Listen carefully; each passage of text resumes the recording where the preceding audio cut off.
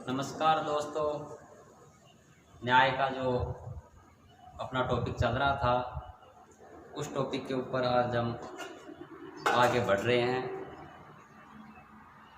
पोर्टिकल के first lesson का जो मूल टॉपिक था न्याय,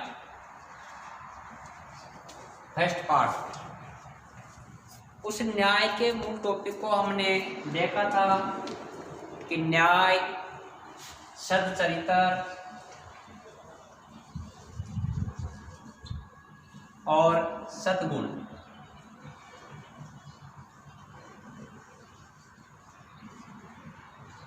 न्याय को सामान्य रूप से सदचरित्र और सद्गुणों के रूप में निर्धारित किया गया है, माना गया है। भारतीय परंपरा में न्याय को धर्म से संबंधित जोड़ा गया था। न्याय को तीन भागों में, एक परंपरागत न्याय जिसके प्रतिपादक थे प्लेटो और अरस्तु, कंप्लीट निर्धारित कर दिया था हमने प्लेटो ने, जिसकी पुस्तक थी रिपब्लिक। प्लेटो ने निर्धारित किया न्याय आत्मा का गुण है, और जो न्याय आत्मा का गुण है तो मनुष्य में अलग अलग तीन गुणों की, आत्मा में तीन गुणों की प्रधानता पाई गई है। जिसमें बुद्धि की प्रधानता ज्यादा होगी वो शासक बन जाएगा, जिसमें शौर्य की प्रधानता, ताकत की प्रधानता ज्यादा होगी वो रक्षक बन जाएगा, और जिसमें वासना की प्रधानता ज्यादा होगी वो उत्पादक बन जाएगा।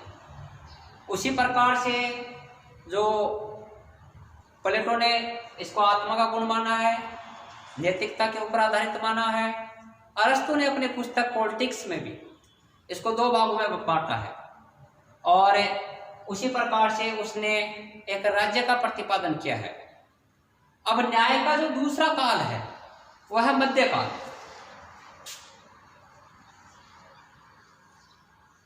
मध्यकाल, न्याय का दूसरा काल मध्यकाल। और मध्यकाल के जो प्रमुख विद्वान हैं, मध्यकाल को प्रतिपादित करने वाले जो प्रमुख विद्वान हैं, उन विद्वानों में नंबर एक संत ऑगस्टाइन और नंबर दो थॉमस एक्विनास। ये दोनों विद्वान मध्यकालीन न्याय के हैं। इन दोनों विद्वानों ने मध्यकाल में न्याय को प्रतिपादित किया है, संत ऑगस्टाइन और थॉमस एक्विनास। संत ऑगस्टाइन की पुस्तक का नाम, इसकी जो महत्वपूर्ण पुस्तक है the city of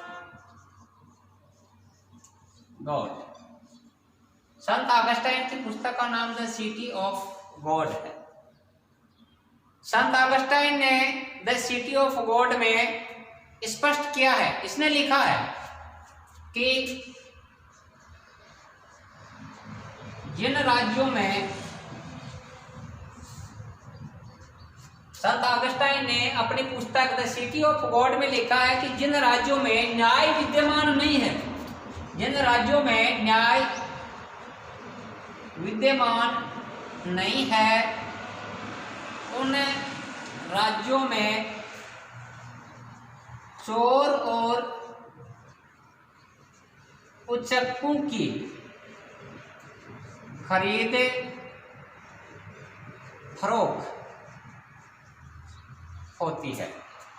Sant Augustine, जिसकी महत्वपूर्ण पुस्तक थी the city of God, Sant Augustine मध्यकालीन न्याय का प्रतिपादक है।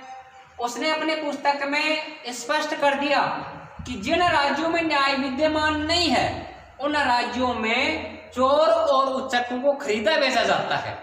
इसका मतलब है कि जो न्याय है वो राज्य की आत्मा है। प्रत्येक राज्य में न्याय का होना अनिवार्य है। तो यहाँ पर ये दोनों चीजें इंपॉर्टेंट है, दोनों चीजें बहुत इंपॉर्टेंट हैं। इंपॉर्टेंट कैसे? संत ऑगस्टाइन, पहला इंपॉर्टेंट बिंदु तो यह है कि द सिटी ऑफ गॉड का राइटर कौन है, या द सिटी ऑफ गॉड नामक पुस्तक किसके द्वारा लिखी गई है? संत ऑगस्टाइन के द्वारा लिखी गई है। दूसरा क्वेश्चन यहाँ से ये भी बनता है कि जिन राज्यों में न्याय विद्यमान नहीं है, उन राज्यों में चोर और उच्चकों की खरीद फरोख्त होती है। कोटेशन किसके द्वारा लिखा गया है? किस विद्वान ने इसको प्रतिपादित किया है? तो संत ऑगस्टाइन के द्वारा यह बात अपने द सिटी ऑफ गॉड नामक पुस्तक में कही गई है। तीसरा क्वेश्चन यह बनता है कि न्याय पद्धति का प्रतिपादन करने वाले मध्यकालीन 2 विद्वानों के नाम बताइए। तो संत ऑगस्टाइन और थॉमस एक्विनास दोनों विद्वान मध्यकालीन हैं और इन दोनों विद्वानों ने मध्यकालीन न्याय का प्रतिपादन किया है। संत ऑगस्टाइन ने यह बात कही है, इसके साथ ही व्यक्ति द्वारा ईश्वर राज्य के प्रति कर्तव्य का पालन करना न्याय है। दूसरी बात यह कहता है व्यक्ति के द्वारा ईश्वरीय राज्य के कर्तव्य का प्रतिपादन करना ही न्याय है। व्यक्ति के द्वारा ईश्वरीय राज्य के कर्तव्य का प्रतिपादन करना ही न्याय है। यह बात भी संत ऑगस्टाइन कहता है। इसकी मूल बात यह है, नंबर 1 इसकी पुस्तक मूल है, दूसरा इसके द्वारा जो कही गई कोटेशन है वो भी इसकी इंपॉर्टेंट है। ये दोनों चीजें इंपॉर्टेंट हैं। किसकी? संत ऑगस्टाइन की। दूसरा थॉमस एक्विनास।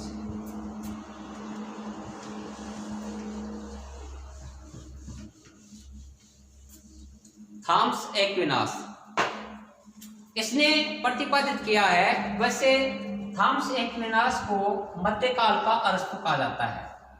इसे मध्यकाल का अरस्तु कहा जाता है। इंपॉर्टेंट क्वेश्चन बनता है, मध्यकाल का अरस्तु किसे कहा जाता है? थॉमस एक्विनास का। न्याय के मध्यकाल के प्रतिपादक किसे कहा जाता है? तो संत ऑगस्टाइन और थॉमस एक्विनास दोनों न्याय के मध्यकालीन विचारधारा के प्रतिपादक हैं। मध्यकाल का अरस्तु भी थॉमस एक्विनास है। इसने स्पष्ट किया है कि न्याय एक व्यवस्थित और अनुशासित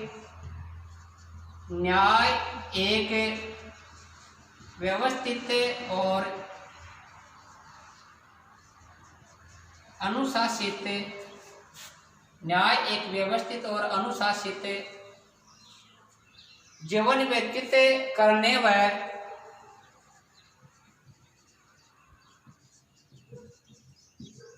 व न्याय एक व्यवस्थित और अनुशासित जीवन व्यतीत करने व कर्तव्य पालन में निहित है। व्यतीत करने व कर्तव्य पालन में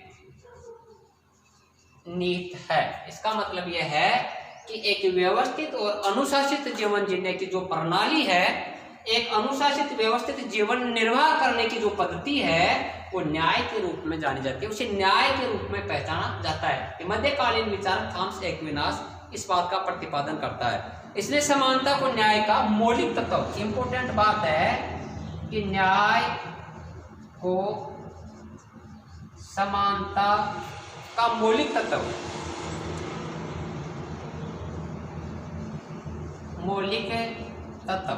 न्याय को समानता का मौलिक तत्व थॉमस एक्विनास ने माना है।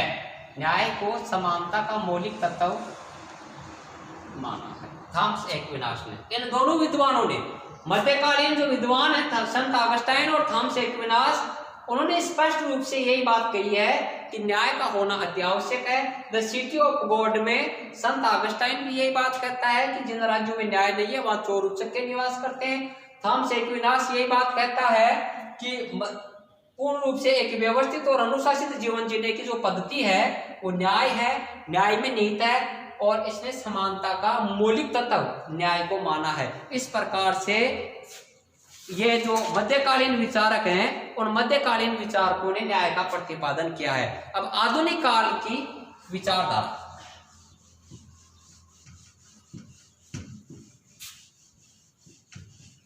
आधुनिक काल के न्याय के प्रतिपादक या आधुनिक काल में न्याय की पद्धति। नंबर 3, आधुनिक काल में न्याय का स्वरूप। तीसरा, किसने प्रतिपादित किया? कौन कौन से विद्वान हैं जिसने न्याय का प्रतिपादन किया आधुनिक काल में? हमने प्राचीन काल में पढ़ा प्लेटो, अरस्तु। हमने मध्यकाल को पढ़ा थॉमस एक्विनास, संत ऑगस्टाइन। हम आधुनिक काल को पढ़ रहे हैं और आधुनिक काल में न्याय के स्वरूप का प्रतिपादन करने वाले प्रमुख विद्वान कौन से हैं? जैसे डेविड ह्यूम,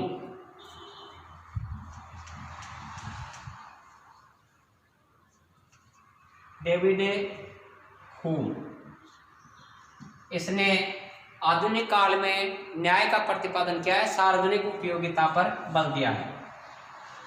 इसने सार्वजनिक उपयोगिता पर बल दिया। सार्वजनिक उपयोगिता जिसमें सबकी भूमिका।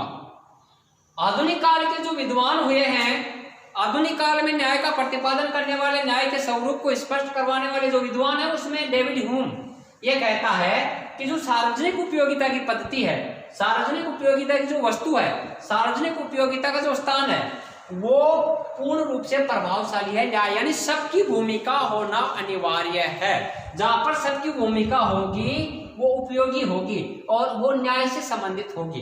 दूसरा विद्वान है इसमें बेंथम, जेरेमी बेंथम, ये यूनानी दार्शनिक है और इसने अधिकतम लोगों को अधिकतम सुख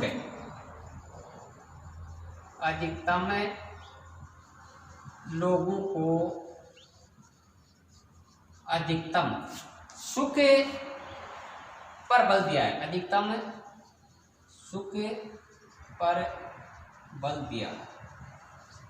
दूसरा विद्वान आधुनिक काल में न्याय के स्वरूप को स्पष्ट करने वाला जेरेमी बेंथम है और जेरेमी बेंथम अधिकतम लोगों को अधिकतम सुख, यानी अधिक से अधिक लोगों को सुख पहुंचना चाहिए, अधिक से अधिक लोगों के पास सुख पहुंचना चाहिए, सुख मिलना चाहिए, इसके ऊपर इसने बेंथम ने बल दिया है और यह कहा है कि वहां सुख की प्राप्ति होगी जहां पर न्याय का संचार होगा, जहां पर लोगों के शोषण की पद्धति कम पाई जाएगी। जे.एस. मिल यह भी आधुनिक विद्वान है, न्याय का प्रतिपादन करने वाला आधुनिक विद्वान है। इसने भी उपयोगिता को न्याय का मूल मंत्र माना है। इसने भी उपयोगिता को न्याय का मूल मंत्र, उपयोगिता को न्याय का मूल मंत्र माना है। किसने? जे.एस. मिल ने। और जॉन रॉल्स अगला विद्वान जो आधुनिक न्याय के स्वरूप को स्पष्ट करने वाले हैं, जॉन रॉल्स। और जॉन रॉल्स की जो प्रसिद्ध पुस्तक है ए theory of justice, A theory of justice, A theory of justice, A theory of justice. और ए थ्योरी ऑफ जस्टिस में जॉन रॉल्स ने यह कहा है कि सामाजिक न्याय का विश्लेषण किया जाता है, या इसने अपनी पुस्तक के माध्यम से सामाजिक न्याय का विश्लेषण किया है। कहने का मतलब है कि जो तीसरा स्वरूप है न्याय का, परंपरागत, आधुनिक और परंपरागत, मध्यकालीन और आधुनिक काल। आधुनिक काल के ये प्रमुख विद्वान है डेविड ह्यूम, बेंथम, मिल और जॉन रॉल्स। ध्यान देने की बात है, इन विद्वानों के नाम याद रखना कंपलसरी है। किसी भी काल के विद्वानों के बारे में पूछा जा सकता है। डेविड ह्यूम नाम का विद्वान है, उसने सार्वजनिक उपयोगिता के ऊपर बल दिया है। जहाँ सार्वजनिक उपयोगिता जिसमें सबकी भूमिका होगी, सबकी उपयोगिता होगी, वो प्रभावशाली, वहां पर न्याय का संचार होगा। बेंथम भी यही कहता है कि अधिकतम लोगों को अधिकतम सुख की प्राप्ति होनी चाहिए, वहां पर न्याय है। मिल भी उपयोगिता को मूल मंत्र मानता है और जॉन रॉल्स ने अपनी पुस्तक थ्योरी ऑफ जस्टिस में यह बात स्पष्ट रूप से की है कि सामाजिक न्याय का विश्लेषण होना चाहिए, न्याय का प्रतिपादन होना चाहिए। ये आधुनिक काल के न्याय के स्वरूप हैं। अब भारतीय विद्वान जो इस न्याय का प्रतिपादन करने वाले हैं, न्याय का जिन्होंने प्रतिपादन किया है, उनमें कौन कौन से विद्वान हैं और उसने क्या बात की। भारतीय राजनीतिक चिंतन में अगला बिंदु है अपना भारतीय राजनीतिक चिंतन में भारतीय राजनीतिक चिंतन में न्याय का स्वरूप, न्याय का स्वरूप, भारतीय विद्वान जिन्होंने न्याय का प्रतिपादन किया है। और इसमें जो प्रमुख विद्वान हैं उनमें मनु, कौटिल्य, शुकर, भारद्वाज, मनु, कौटिल्य, शुकर, भारद्वाज, विदुर, सोमदेव,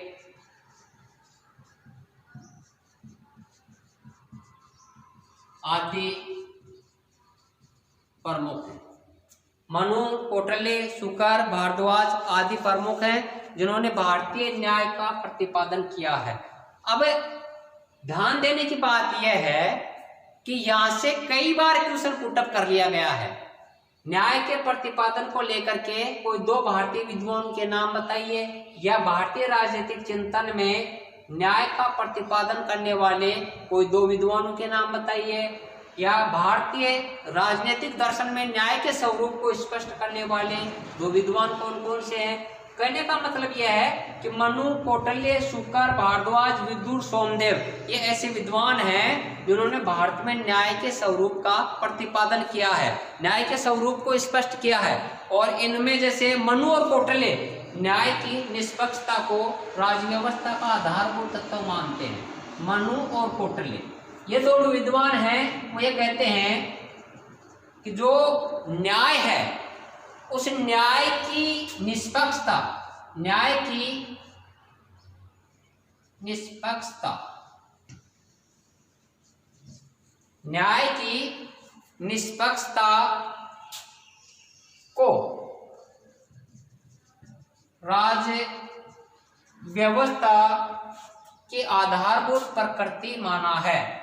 न्याय की निष्पक्षता को राज्य व्यवस्था की आधारभूत प्रकृति संरचना माना। इन दोनों विद्वानों कि न्याय में निष्पक्षता होना आवश्यक है। और इसी के साथ भारतीय विद्वानों ने, जिसमें मनु, कौटिल्य, शुकर, भारद्वाज, विदुर, सोमदेव आदि ने इसके ऊपर और प्रभाव डाला है। इस प्रकार से ये न्याय के परंपरागत, मध्य और आधुनिक तीन स्वरूप स्पष्ट हो गए, जिनके अलग अलग विद्वानों के नाम आ गए सामने। ये भारतीय राजनीतिक चिंतन को प्रभावित करने वाले, न्याय को लेकर स्पष्टीकरण करने वाले जो प्रमुख विद्वान हैं उन्होंने इसको स्पष्ट किया है, जिसमें मनु और कौटिल्य ने इसकी निष्पक्षता के ऊपर विशेष बल दिया है। अब आगे का जो टॉपिक है वो टॉपिक इंपॉर्टेंट है कि न्याय के विविध रूप कौन कौन से हैं।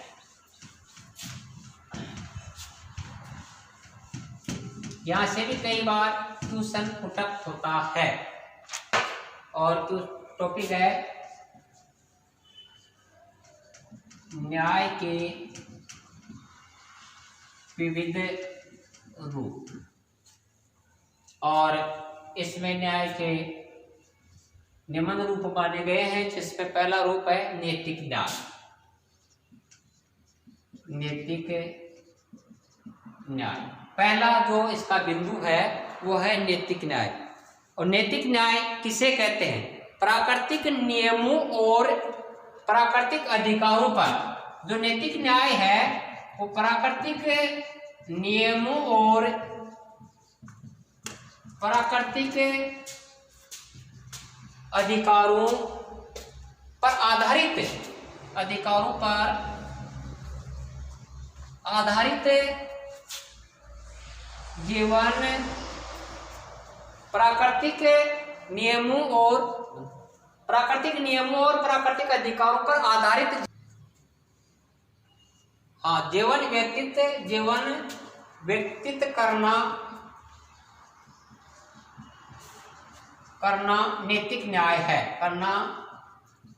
नैतिक न्याय है।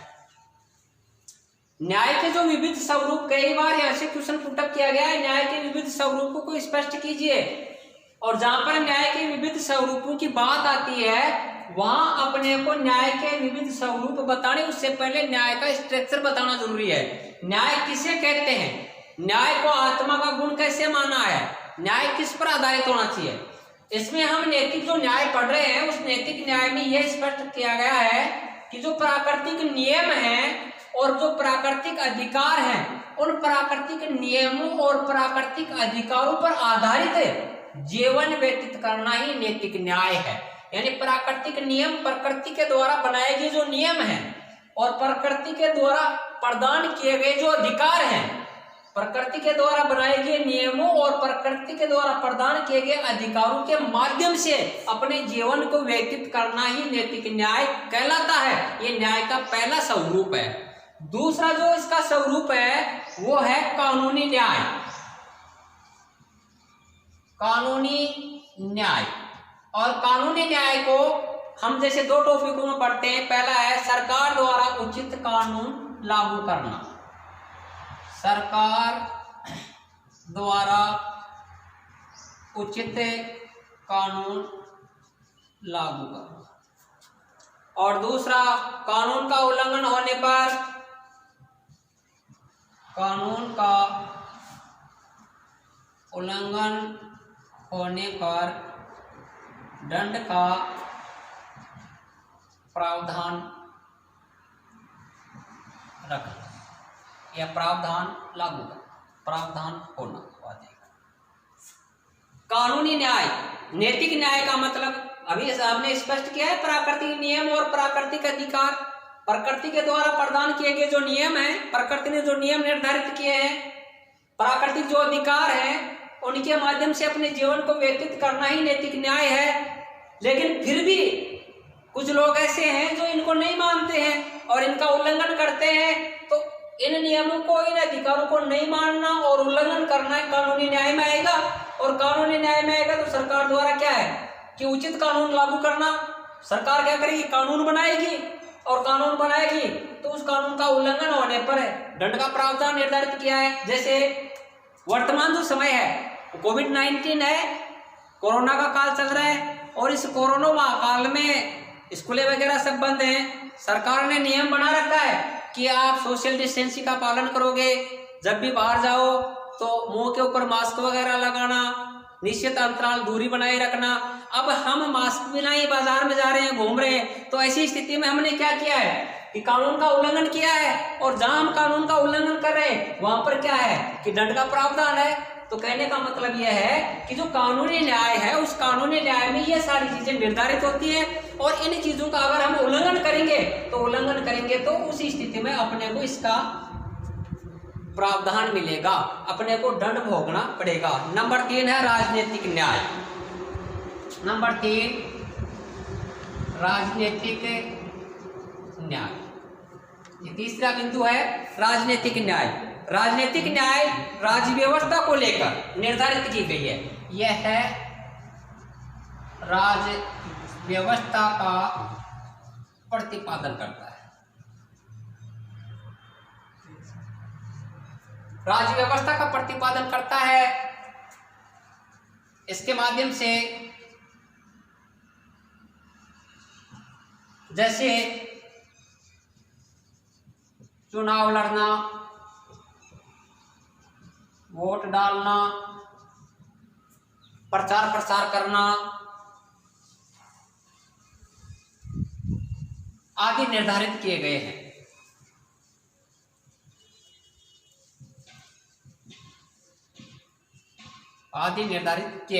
तीसरा है राजनीतिक न्याय। राजनीतिक व्यवस्था से संबंधित, जैसे चुनावों में उम्मीदवार के रूप में खड़ा होना है, प्रचार प्रसार करना है, वोट डालना है, प्रत्याशी के रूप में चुनाव लड़ना है, ये सारी जो चीजें हैं राजनीतिक व्यवस्था से, राज्य व्यवस्था से संबंधित जितने भी पद्धतियां हैं, जितने भी कार्य हैं, वो सारे राजनीतिक न्याय में इंक्लूड किए गए हैं, राजनीतिक न्याय में उनको समावेशित किया गया है। कहने का मतलब नैतिक न्याय का जहां नाम आता है वहां अपने को प्रकृति की ओर इंकित होना है कि प्रकृति के द्वारा प्रदान किए गए नियम, प्रकृति के द्वारा प्रदान किए गए अधिकारों के अधीन रहकर जीवन जीना नैतिक न्याय में आता है। फिर अगर हम इसका उल्लंघन करेंगे तो दंड का प्रावधान होना चाहिए, क्योंकि उल्लंघन करने वाले को दंड मिलता है और दंड के लिए एक न्याय और होनी चाहिए और वो आती है कानूनी न्याय में। जहां कानूनी न्याय आती है वहां पर सरकार क्या करेगी कि उचित कानून बनाएगी, और उस उचित कानून का उल्लंघन होगा तो फिर वहां पर दंड का प्रावधान निर्धारित किया गया है।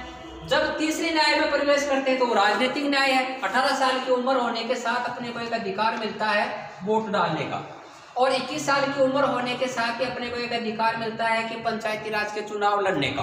25 साल की उम्र होने के साथ ही अपने को एक अधिकार मिलता है कि जो विधायक है विधानसभा में चुनाव लड़ने का अधिकार, और उसके बाद में 25 साल की अवस्था में अपने को सांसद के या लोकसभा के चुनाव लड़ने का अधिकार मिल जाता है। 30 साल की उम्र होती है तो राज्यसभा के चुनाव लड़ने का अधिकार मिलता है, और 35 साल की उम्र होती है तो राष्ट्रपति, उपराष्ट्रपति और राज्यपाल के चुनाव। तो कहने का मतलब इसमें एक निश्चित रूल है, नियम निर्धारित है कि ये उम्र आपको पूर्ण करनी पड़ेगी, और जैसे ये नियम पूर्ण होंगी उसके अनुसार हम जिस पद के लिए, जैसे मान लो कोई वार्ड पंच का, कोई सरपंच का, या फिर कोई एमएलए का, कोई एमपी का, अपने किसी भी स्थिति में जिस स्थिति में वो निर्धारित करता है उसी स्थिति में वो चुनाव लड़ सकता है। ये सारी चीजें राजनीतिक न्याय में इंक्लूड होती है, राजनीतिक न्याय में आती है।